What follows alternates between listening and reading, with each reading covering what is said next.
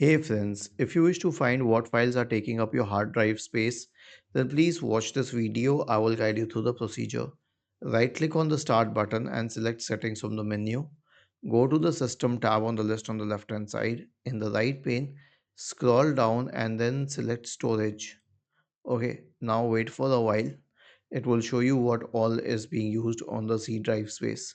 Okay, now obviously for any other drive other than the C drive, you can just go to this PC and check directly. But C drive becomes a little complicated. So now you can see what all, that installed apps are taking 53.6% GB of this page. Temporary files 497 GB of the space. You can also click on show more categories, but they will not be using a lot of space except for the system and reserved one because Windows 11 is a very heavy software.